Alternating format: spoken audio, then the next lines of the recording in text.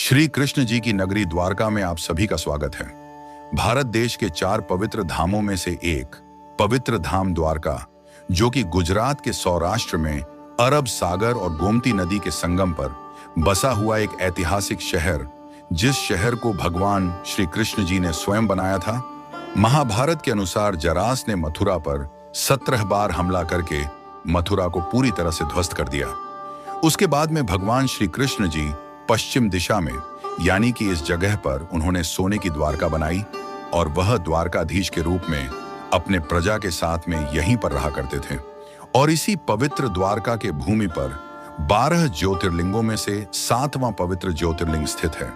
और यहाँ पर पवित्र धार्मिक स्थलों के साथ में ही बहुत ही खूबसूरत टूरिस्ट प्लेसेस भी है।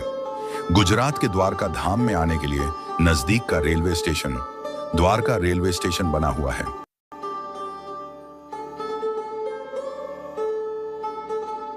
मंदिर में दर्शन करने से पहले सभी भक्तगण प्रथा के अनुसार इस गोमती नदी में स्नान करते हैं और गोमती नदी में स्नान करने के बाद मंदिर के इस मोक्ष प्रवेश द्वार से होते हुए सभी भक्तगण मुख्य मंदिर की ओर बढ़ते हैं। और मंदिर के गर्भगृह में भगवान श्री कृष्ण जी द्वारकाधीश के रूप में विराजमान हैं। और इसी मंदिर के परिसर में भगवान श्री कृष्ण जी मां रुक्मिणी जी को छोड़कर अपने सारे परिवार के साथ में विराजमान हैं।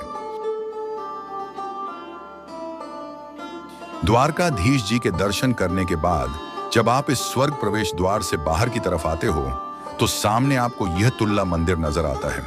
इस मंदिर के गर्भगृह में बलराम जी विराजमान हैं।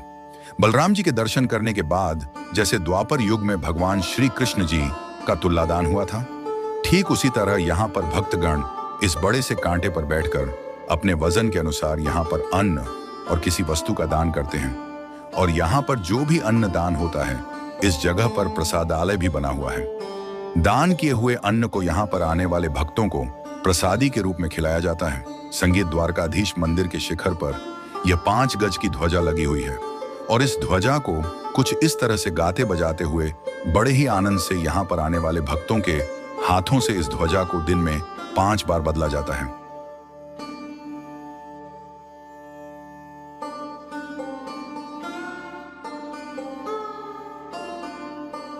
और द्वारकाधीश मंदिर के पास में 2 बीच बने हुए हैं। उसी बीच में से यह एक बीच है। इस द्वारका धाम में आने वाले भक्तगण इस बीच पर समंदर की खूबसूरत लहरें और सुबह की ठंडी ठंडी हवाओं का आनंद लेने के लिए इस बीच पर विशेष करके सुबह के समय में आना पसंद करते हैं। अभी हम गोमती घाट पर आ चुके हैं, जहां पर यह पवित्र गोमती नदी बहती है और यह नदी गंगा नदी की सहायक नदी है। और यह नदी नेपाल के हिमालय पर्वत से निकलने के बाद भारत के कई राज्यों से सफर तय करते हुए गुजरात के इस द्वारका में आने के बाद इस चक्र तीर्थ नामक जगह पर गोमती नदी अरब सागर से मिल जाती है। तो इस तरह से यहाँ पर आपको अरब सागर और गोमती नदी के पवित्र संगम का दर्शन होता है। गोमती घाट के आखिरी छोर पर और समुद्र के एकदम किनारे पर आपको यह समुद्र नारायण जी का मंदिर नजर आएगा और यह मंदिर देवी गोमती जी को समर्पित है। इस मंदिर के अंदर देवी गोमती जी के साथ में भगवान वरुण जी, भगवान समुद्र देव मीराबाई, अस्त भवानी विराजमान हैं। गोमती नदी के उस पार यह पंचानंद तीर्थ यानी 5 पांडवों के द्वारा बनाए गए आपको यह 5 कुएं नजर आएंगे।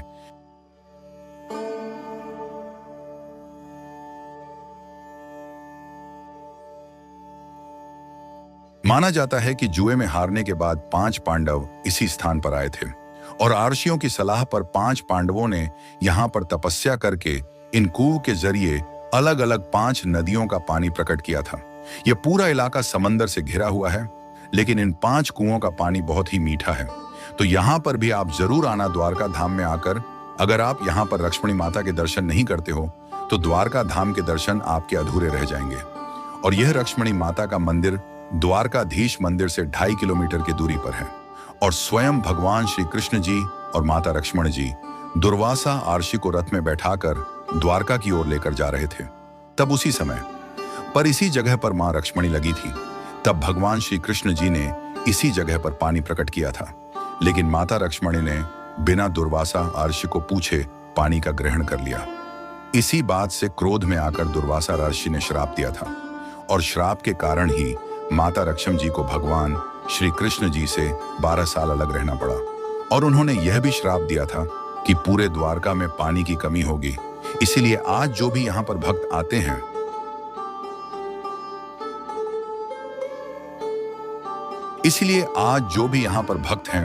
उनको प्रसादी के रूप में पानी दिया जाता है।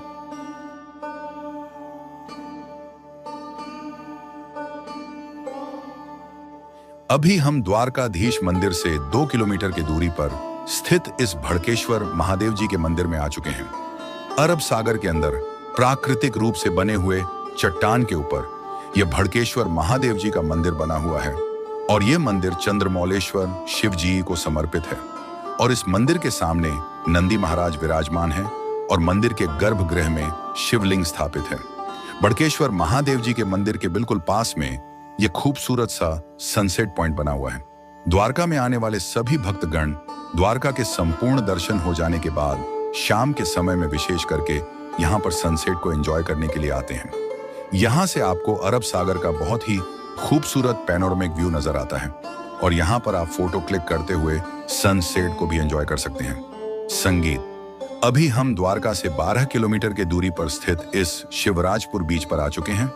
न किलोमीटर तक फैले हुए इस शिवराजपुर बीच का पानी लाइट ब्लू कलर का है और बहुत ही क्लीन भी है। इसीलिए पूरे द्वारका में स्विमिंग करने के लिए यह सबसे अच्छा बीच माना जाता है। और यहाँ पर आप water sports activity, camel riding, इस तरह के अलग अलग एडवेंचर राइड भी यहाँ पर कर सकते हैं। संगीत और इसके खूबसूरत लैंडस्केप के कारण इस बीच को ब्लू फ्लैग का टैग भी मिला हुआ है। तो यहाँ पर आप जरूर आना।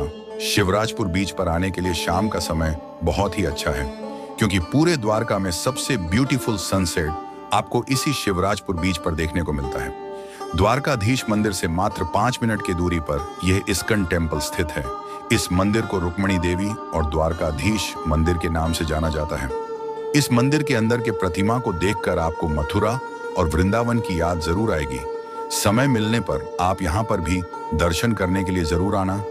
गोमती घाट से यानी समुद्र नारायण मंदिर से मात्र 5 मिनट की दूरी पर यह खूबसूरत सा स्वामी नारायण मंदिर स्थित है। स्वामी नारायण मंदिर से मात्र 5 मिनट की दूरी पर यह सावित्री वाव यानी यह प्राचीन कुआं स्थित है। माना जाता है कि द्वारकाधीश जी के मंदिर में जो प्रतिमा विराजमान है वह प्रतिमा इसी कुएं में प्रकट हुई थी।